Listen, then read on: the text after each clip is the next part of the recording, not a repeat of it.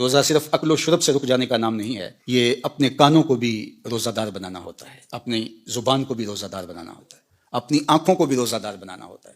تمہارا ایک ایک عمل، تمہارا ایک ایک رویہ، تمہاری ایک ایک حرکت، تمہاری ایک ایک سکنت روزے سے ہو جائے تو یہ پورا جسم سر سے لے کر پاؤں تک جب روزہ دار ہوگا تو پھر وہی روزہ ہے جس کے بارے میں فرمایا گیا ان اللہ و ملائکتہ یصلون علی المتصہرین۔ سنو اگر روزہ ہو تو پھر اس کا جمال کیا ہے، اس کا پروٹوکول کیا ہے؟ فرمایا اللہ روزہ رکھنے کے لیے جو سحری کرنے بیٹھتے ہیں ان پہ رحمتوں کا نزول فرماتا ہے کہ یہ بندہ اب روزہ رکھنے لگا ہے، اب اس کی آنکھ نہیں بھٹکے گی، اب اس کا خیال نہیں بہکے گا، اب اس کی سوچوں میں آوارگی نہیں آئے گی، اب اس کی زبان جھوٹ نہیں بول سکتی، یہ غیبت نہیں کر سکتی، یہ کسی کا برا نہیں سوچ سکتا، اس کے اٹھنے والے قدم خیر کی طرف ہی جائیں گے اور اس کے اٹھنے والے ظلم جبر اور جور سے باز رہیں گے۔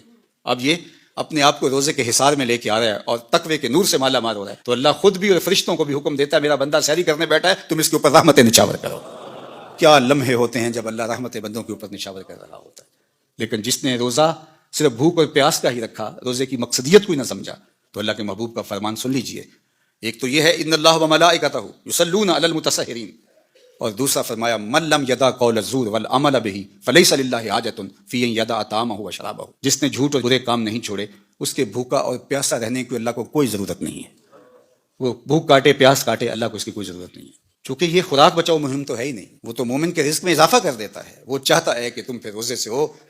اللہ اکبر۔ فرمایا روزہ دار جب کسی سے بات کرے اور وہ آگے سے الجھنا چاہے تو فرمایا روزہ دار آگے سے ایک ہی جملہ بولے انی صائم، میں روزہ رکھا ہوا ہے، تو جب میں روزہ رکھا ہوا ہے تو تم لڑنا چاہتے بھی ہو تو میں نہیں لڑ سکتا۔ اللہ اکبر۔ یہ ذات کی لڑائی ہے، یعنی اپنی ذات کے لیے میں نہیں لڑ سکتا، اور اللہ کے لیے اگر تلوار اٹھانے کی بات تو پھر بدر والوں کو دیکھ لو، حالت روزہ کے اندر بھی اللہ کے دین کے پرچم کو کیسے اونچا کرتے ہیں۔ تو تقویٰ کیا ہے؟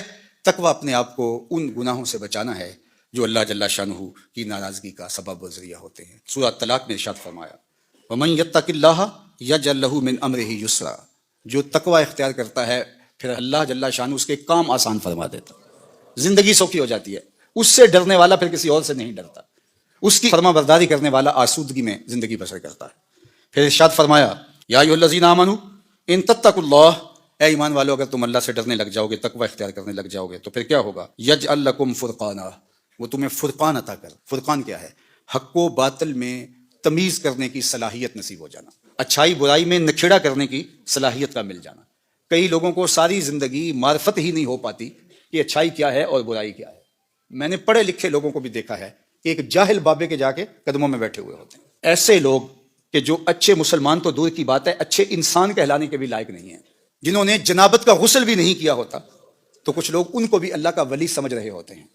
کیوں سمجھ رہے ہوتے ہیں؟ اس لیے کہ یہ خود متقی نہیں ہے، اللہ ان کو امتیاز کرنے کی صلاحیت عطا نہیں کرتا۔ تو فرمایا کہ اگر کوئی تقوی کے نور سے مالا مال ہو جاتا ہے اللہ اس کو فرقان عطا کرتا ہے، اور یہ بہت بڑی دولت اللہ کسی بندے کو عطا فرمائے، اور وہ کیا ہے؟ حق اور باطل میں تمیز کی صلاحیت، خیر اور شر میں امتیاز کی صلاحیت۔